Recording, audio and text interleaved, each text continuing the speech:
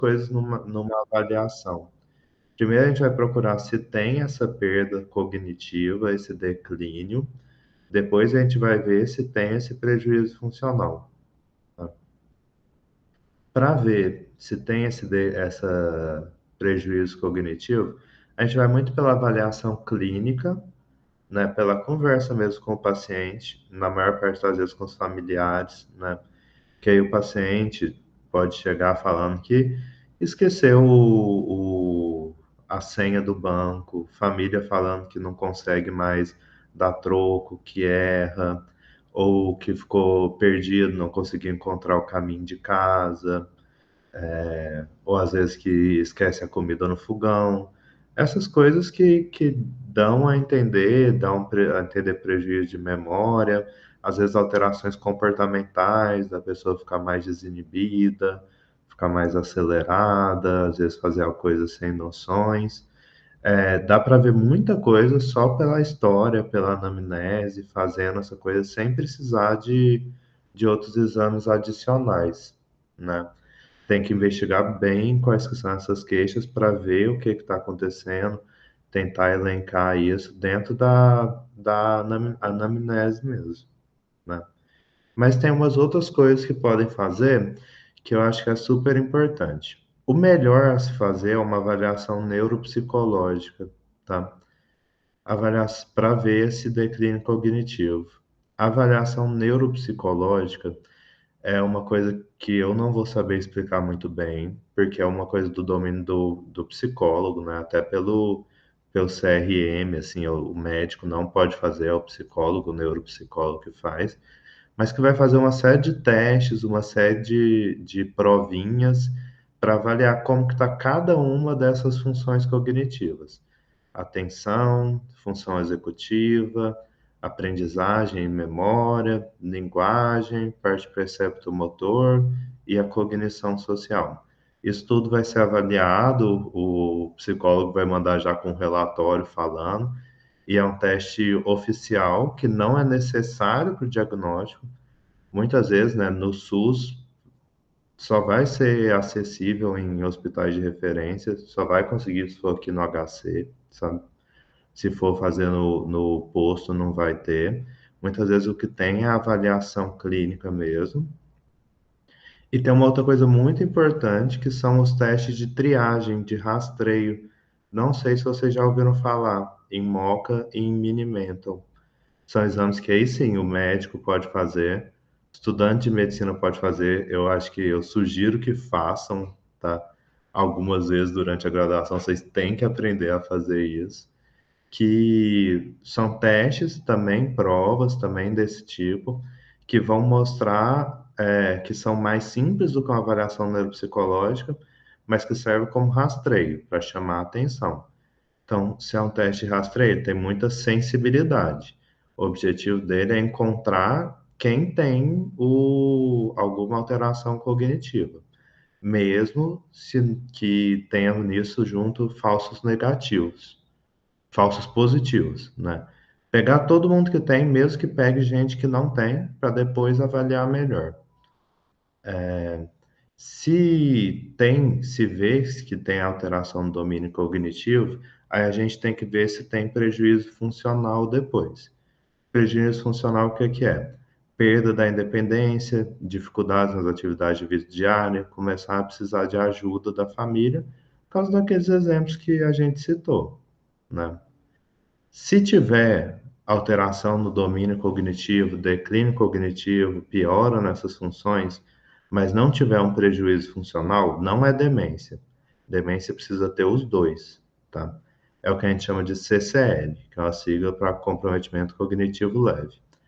Então, a pessoa pode, por exemplo, ter uma doença de Alzheimer e não ter uma demência.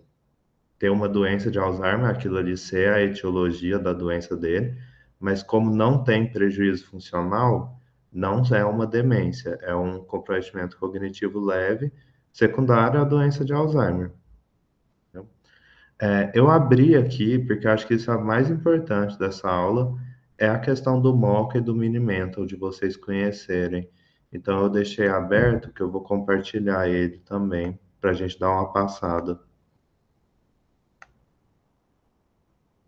Se tiverem dúvida, qualquer coisa, eu acho que é melhor deixar para falar no final, mas se for uma coisa pertinente, vocês podem falar, tá? Tá dando para ver o Moca? Aham. O Moca, vocês vão ver que ele é um coletivo de várias provinhas diferentes, né? Geralmente eu gosto de sentar, idealmente só com o paciente na sala. Às vezes o paciente vai precisar ficar com a família e tal. Se for ficar com a família, tem que avisar que não pode ajudar, que é o paciente que vai fazer, que a família tem que fingir que não está lá. Porque se ficar com a família junto, que o ideal é não ficar, mas em algumas situações acaba precisando, o povo, eles vão ficar olhando, pedindo cola o tempo inteiro. Então, geralmente sento, falo assim, ó, a gente vai fazer alguns testes, alguma avaliação, até falo. É igual uma prova de escola, vão ter várias provinhas diferentes para a gente ir fazendo, para a gente ver como que está funcionando o cérebro. E cada prova dessa vai avaliar uma coisa. Antes de cada prova, eu explico o que que é que você tem que fazer. Você tira suas dúvidas, deixa bem explicado. E depois, quando você for começar cada provinha dessa, eu não posso mais ajudar, tá? E aí, vou lá. Por exemplo, a primeira, esse primeiro quadrado aqui, né? É para ver a função visoespacial e executiva.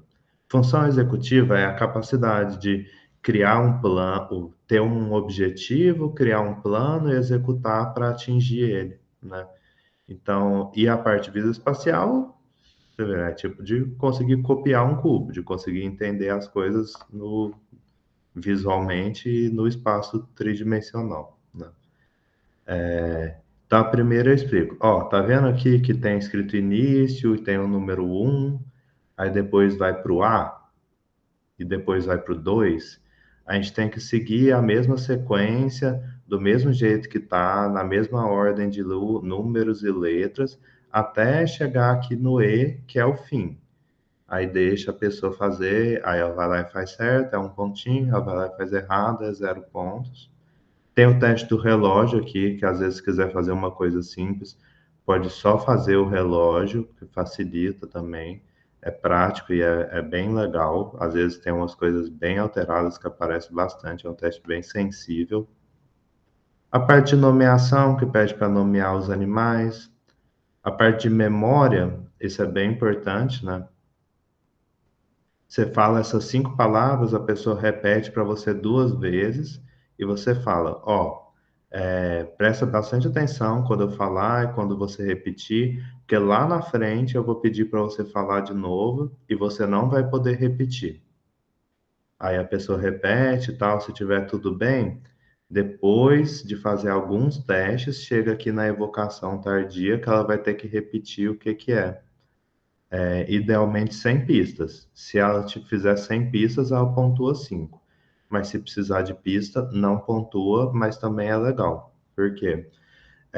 Às vezes, quando a pessoa fala, a pessoa consegue construir a memória, não tem um problema na memória.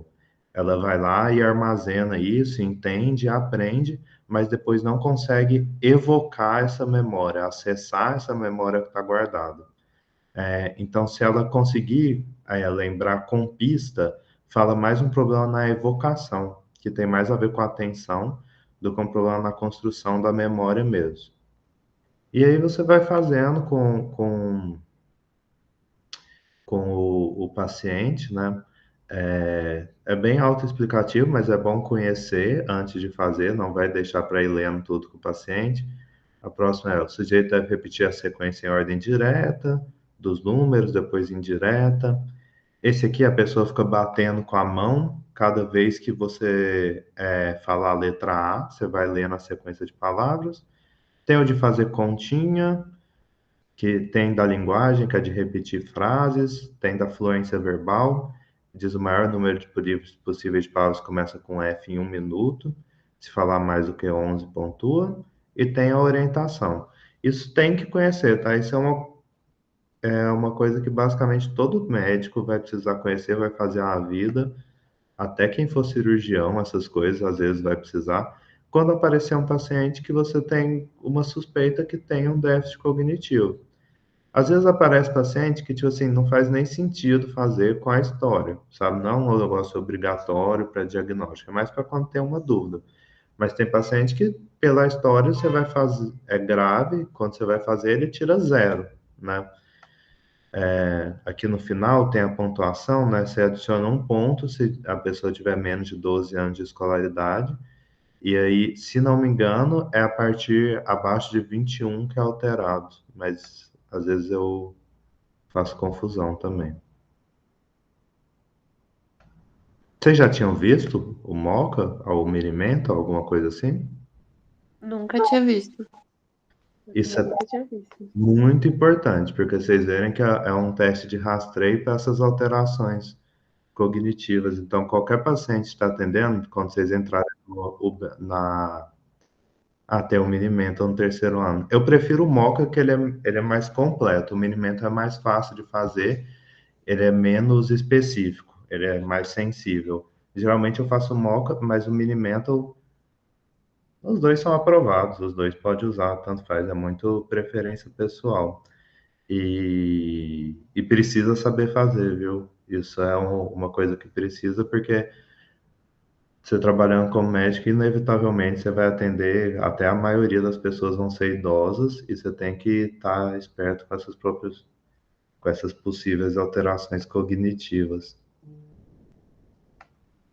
A gente definindo, né, pela história, se tiver por uma avaliação neuropsicológica, com a ajuda de um teste de rastreio, que tem uma perda cognitiva, né, uma perda nessas diferentes funções, a gente vai tentar definir se tem uma perda da independência, se tem um prejuízo funcional com isso.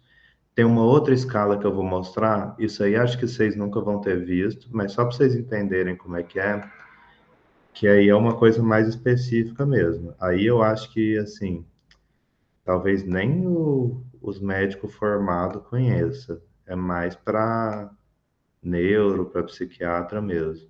Mas é uma escala de funcionalidade, tá? Que é a escala de Pfeffer. Nem eu sei falar esse negócio direito, Pfeffer. Ó, é uma escala de 11 questões aplicada ao acompanhante ou cuidador da pessoa. Isso é legal que não é com a pessoa, é com os outros, é com quem cuida dela, escorrendo sobre a capacidade de desempenhar diversas funções. Quando a pessoa é capaz de fazer, ela tira 0 pontos. Quando ela nunca fez, mas poderia fazer, é 0 pontos. Com alguma dificuldade, é 1 ponto. Necessita de ajuda, é 2 pontos. E não consegue de jeito nenhum, é 3 pontos. Se são, acho que 11 perguntas, 11 perguntas. Se a pessoa tirar mais do que 6 pontos, ou seja, se ela não foi capaz de mais do que dois desses, já tem um prejuízo funcional importante, tá? E acho que é legal a gente ler as perguntas, porque vocês entendem aonde que pode aparecer esse prejuízo funcional, né? A pessoa é capaz de cuidar do próprio dinheiro, né? Se não tiver com memória, se não tiver com atenção, se não tiver com função executiva, não vai conseguir, vai fazer confusão, às vezes vai ter problema sério por causa disso. Se tiver desinibição, também pode fazer muitos gastos desenfreados, né? Pessoa idosa é capaz de fazer as compras sozinho? Muitas vezes não vai ser capaz, outras vezes vai ser capaz. Capaz de esquentar a água para o café, chá, lembrar de apagar o fogo, fazer isso certo, com a parte senso motora, não se queimar e não esquecer no fogo, né? Capaz de preparar a comida, capaz de manter-se a par dos acontecimentos do que se passa na vizinhança, capaz de prestar atenção, entender e discutir um programa de rádio, televisão ou um artigo do jornal, é capaz de lembrar de compromissos e acontecimentos familiares, capaz de cuidar dos próprios medicamentos. Isso é uma coisa que vocês vão ter que perguntar mesmo se não tiver, né, déficit cognitivo. Na UBS, aqueles idosos tomando 50 mil remédios, tem que tomar bastante cuidado. Capaz de andar pela vizinhança e encontrar o caminho de volta para casa, capaz de cumprimentar seus amigos adequadamente, capaz de ficar sozinho em casa sem problemas, sem se colocar em risco. Isso é muito importante, porque igual eu falei, se tiver déficit cognitivo, Mas se não tiver limitação funcional, é CCL, não é demência. Se tiver limitação funcional, se tiver o Pfeffer maior do que 6, aí sim que a gente fala de demência ou de transtorno neurocognitivo maior. CCL também pode ser chamado de transtorno neurocognitivo menor. Deu para entender essa parte do que é demência, de como avaliar, antes da gente entrar nas etiologias? Eu fiquei com uma dúvida só sobre o Moca. Se dá Hum. alteração nele, por exemplo, pontuações maiores indicam uma gravidade maior, ou não Men- necessariamente? Menores, né? Quanto menos ela pontuar, pior. Mas não necessariamente, viu? É um teste de rastreio, é só para mostrar que está alterado, para você desconfiar e depois investigar mais. Só que assim, claramente, né? Eu gosto de fazer o mock, até ele por ele ser mais completo que o Minimental.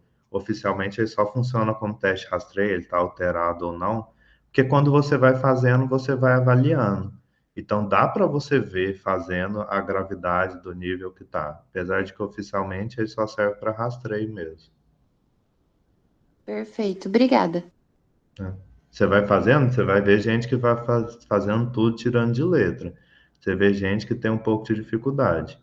Às vezes você tem gente que tem dificuldade que pontua 19 pontos, que é alterado, mas é lá em cima. E você tem gente que não consegue responder nenhuma das questões, que aí, às vezes você até para no meio e desiste. Nem faz sentido continuar. Enquanto você está fazendo, dá para você ir avaliando, né? E aí, sabendo, né, o que é uma demência, a gente vai pensar nos tipos diferentes doenças que podem causar a demência. Eu coloquei quatro aqui, que são as mais comuns. Quatro já está o bastante, viu? Acho que se vocês souberem doença de Alzheimer e demência vascular, já está de sobra. Mas depois eu coloquei DFT, demência frontotemporal e doença corpus de Levy também. São as quatro mais comuns. Mas de longe, doença de Alzheimer é a mais comum, né? Eu acho que é a que todo mundo já ouviu falar, todo mundo, literalmente todo mundo, não só vocês que são estudantes de medicina, todo mundo no planeta já ouviu falar de doença de Alzheimer, né?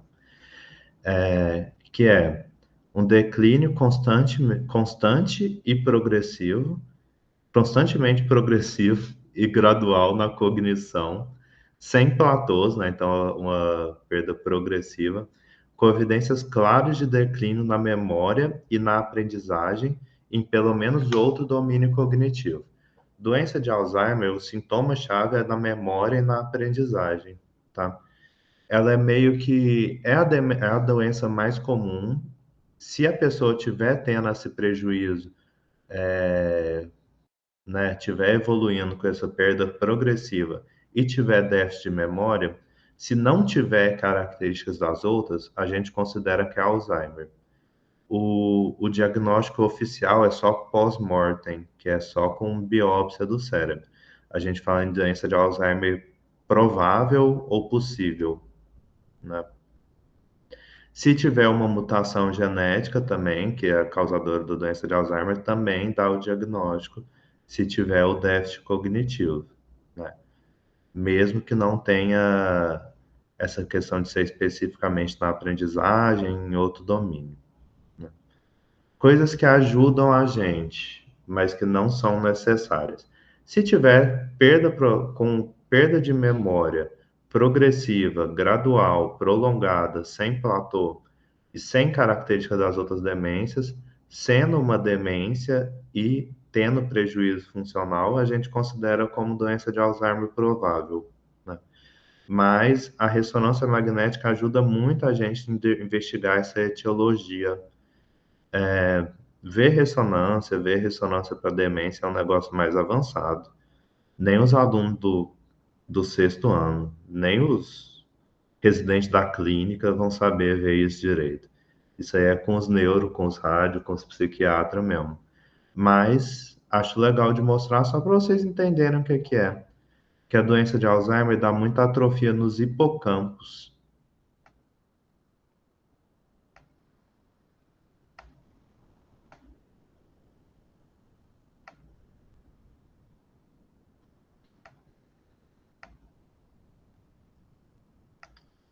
Isso aqui é uma ressonância magnética. A ressonância, ela tem diversos tipos de imagem que ela faz. Isso aqui é uma ressonância em T1. T1 é o que é melhor para ver a estrutura do cérebro. Tem outros que são melhores para ver líquido, tem outros que são melhores para ver onde que tem alguns tipos de lesão. T1 é o basicão, que é para ver a estrutura mesmo. Tá?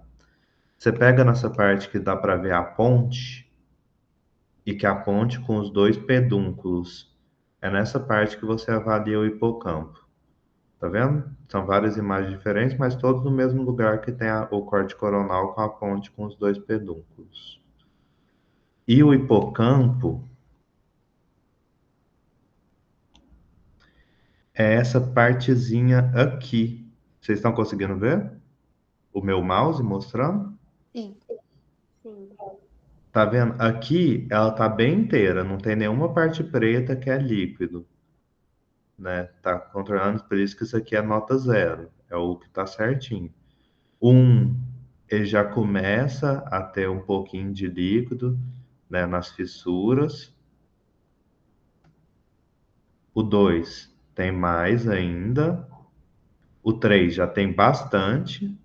E o 4 não sobrou nada de hipocampo. Então, a atrofia hipocampal é mais característico da doença de Alzheimer. Não é, no critério diagnóstico, você não vai encontrar isso, mas é um fator que às vezes ajuda a fazer esse diagnóstico diferencial.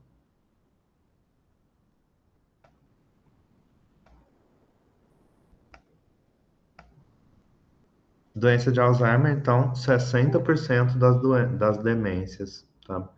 É meio que o protótipo. Um outro exame que a gente pode fazer é do líquor, tá?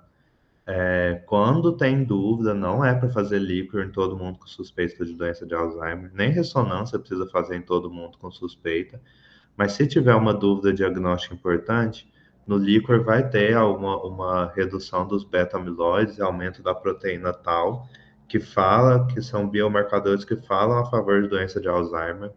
Também não está presente nos critérios diagnósticos, não é necessário para o diagnóstico, mas tendo dúvida diagnóstica de da onde surgiu essa demência, de qual é a etiologia, isso pode ajudar, tá bom?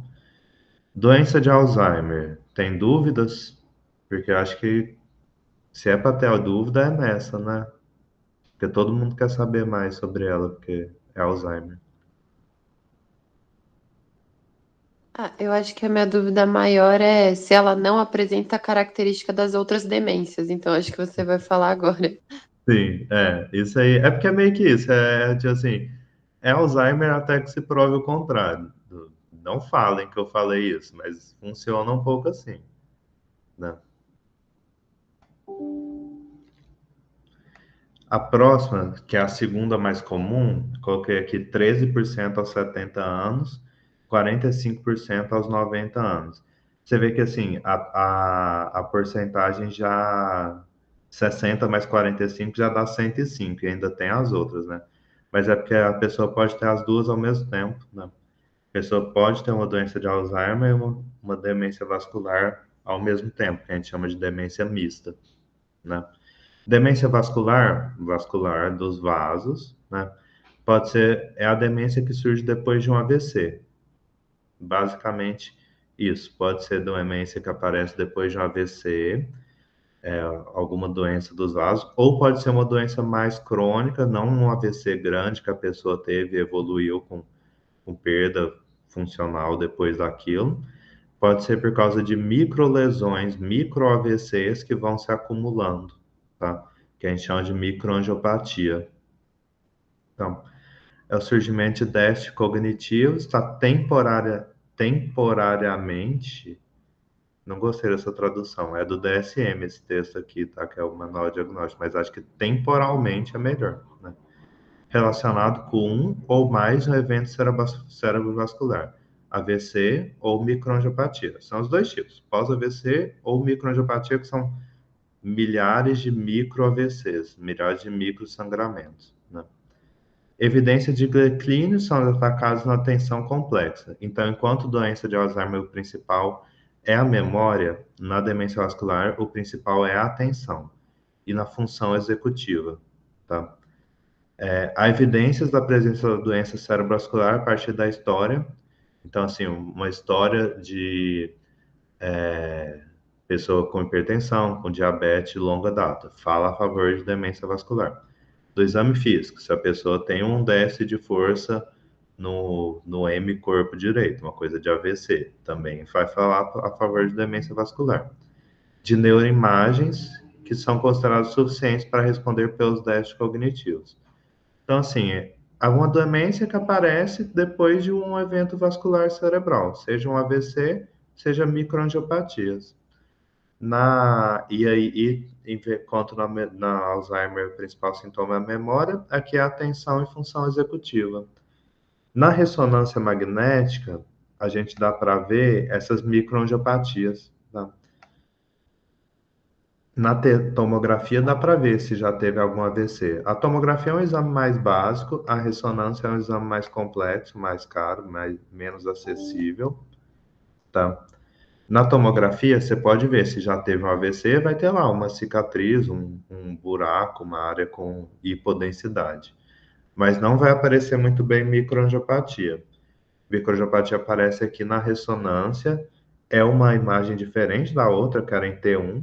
Isso aqui é uma imagem que a gente chama de flare, que é feito para ver essas microangiopatias. Tá vendo que no 1 é normal, tem só um pouquinho, um, dois pontinhos separados. No 2 é quando os pontos começam a confluírem. Isso aqui já é patológico, tá? Já é um nível que não é ok de microangiopatia. E no 3 é quando ferra tudo. Então, se é uma pessoa que tem uma demência que apareceu depois de um AVC, ou que aparece numa pessoa que tem um histórico de diabetes, de pressão alta, que tem essas microangiopatias na imagem, é uma demência vascular. Mas junto da demência vascular pode ter os outros, pode ser uma demência mista. Nada impede, tá? A demência frontotemporal, aí a gente entra em prevalências menores, né? 5% das demências. Ela é marcada por desinibição comportamental. É legal saber que ela é um pouco mais precoce. Ela é mais comum antes dos 65 anos, tá? Professor, Oi, eu acho que não voltou para os slides, está ainda naquela ressonância da microangiopatia. obrigado, viu? Demência frontotemporal é a mais comum em quem tem menos de 65 anos. E ela é muito marcada por alteração comportamental. Então, a pessoa que fica desinibida. Então, é o idoso, né? Mas, às vezes não idoso, às vezes uma pessoa de 55 anos, que, sei lá, desinibição, começa a andar pelado, começa a falar o que não é falar, começa a ser indiscreto sexualmente, começa a brigar, desafiar, isso fora do normal, né? Então, pode ter apatia, isso é muito comum, tá? Em vários tipos de demência, apatia. Perda da simpatia ou empatia, né? Perda da empatia vem junto dessa desinibição comportamental, não ter empatia pelos outros, não entender, né? Comportamento perseverante, estereotipado ou compulsivo ritualístico. Isso o nome já fala, né? Ter comportamento de ficar muito repetitivos. Estereotipado é um movimento, um comportamento sem propósito, só repetitivo. Compulsivo, ritualístico, de repetir os mesmos rituais. E perseverante, um comportamento que vai se repetindo, mesmo que ele tenha uma função, né? Hiperoralidade, mudança na dieta. Então, às vezes, é uma pessoa que você pega que tá enfiando um monte de comida na boca, saindo tudo para fora, enfiando coisa na boca o tempo inteiro. E um declínio proeminente na cognição social, nas capacidades executivas, tá?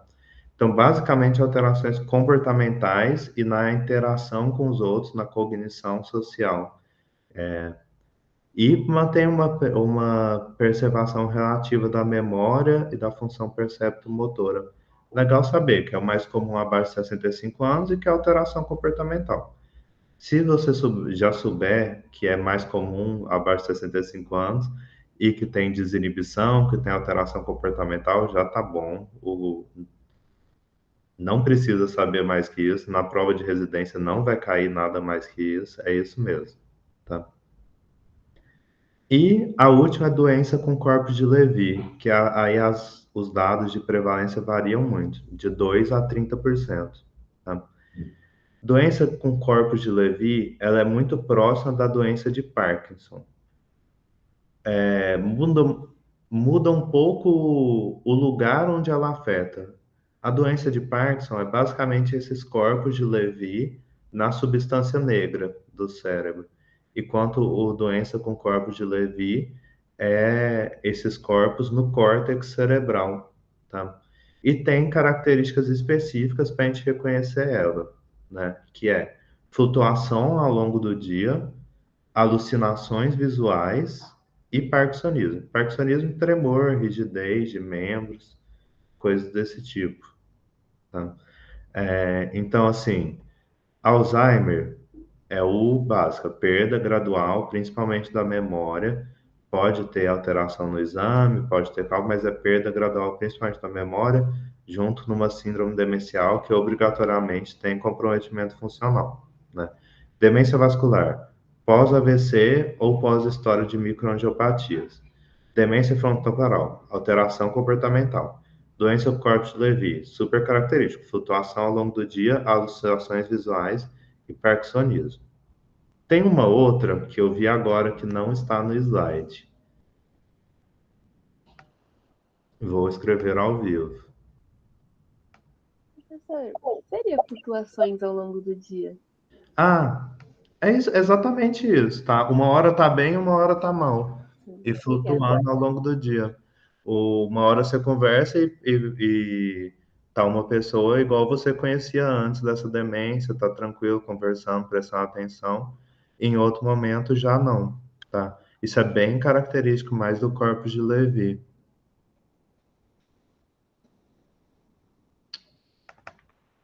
Agora eu não sei como que eu vou editar isso aqui. Ah, pronto. Vocês estão vendo eu escrevendo? Não está compartilhando com a gente. Tá. As confusão que eu faço.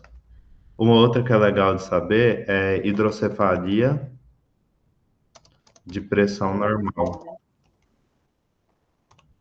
Hidrocefalia, acho que vocês sabem o que que é, né? Quando tem muito líquido no cérebro. Já ouviram falar nesse termo? Aquelas pessoas que ficam com a cabeça gigante, bebê, principalmente, criança, por malformação. Sim. Só que mais no adulto, e aí um pouco mais precoce também, é, pode ser até no adulto sem ser idoso, pode ter uma hidrocefalia de estar com muito líquido, mas a pressão no cérebro está normal, que é uma síndrome que tem prejuízo cognitivo, mais alteração da marcha magnética, parece que o pé está colado no chão, e incontinência urinária. Então, assim, pegou uma pessoa, principalmente mais jovem, que parece ter algum tipo de prejuízo cognitivo, viu? Pergunta, né? Se tem alteração na marcha, se tem incontinência urinária, tem que fazer uma tomografia, que aí é pelo exame, que vai avaliar se tem uma hidrocefalia de pressão normal, tá? Se tiver, o tratamento é cirúrgico. Coloca uma cânula lá no cérebro, uma DVP, né, que vai drenar esse líquido pro peritônio.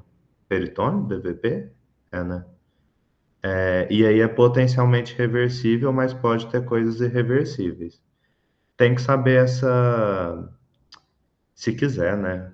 Vocês podem só perder o que vocês quiserem, mas para a prova de residência vocês vão ter que saber que hidrocefalia de pressão normal tem essa tríade: prejuízo cognitivo, alteração da marcha e incontinência urinária.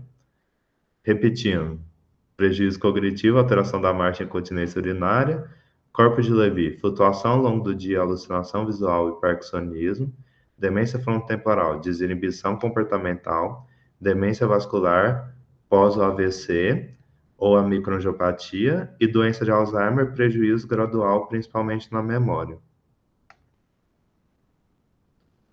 Tudo bem? Deu para entender? Deu sim.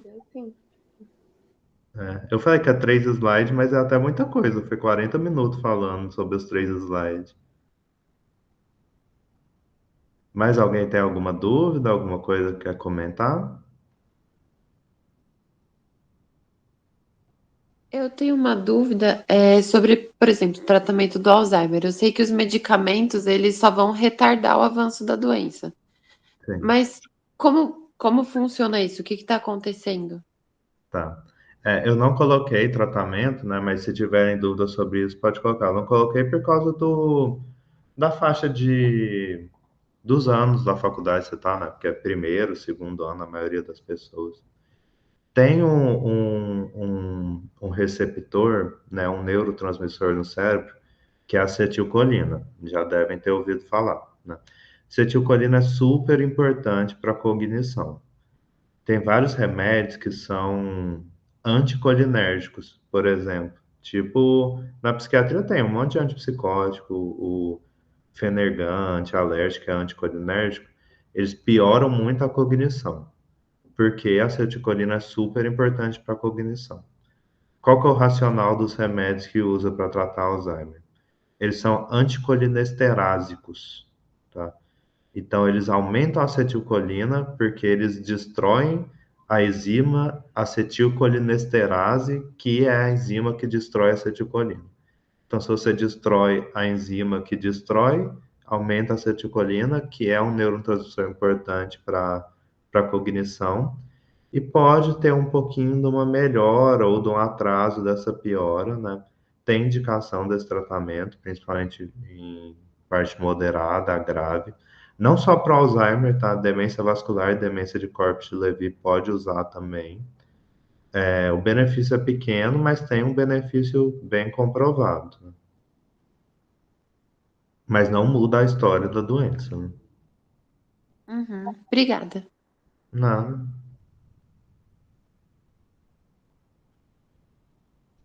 Mais alguém? Alguém quer saber alguma coisa de tratamento?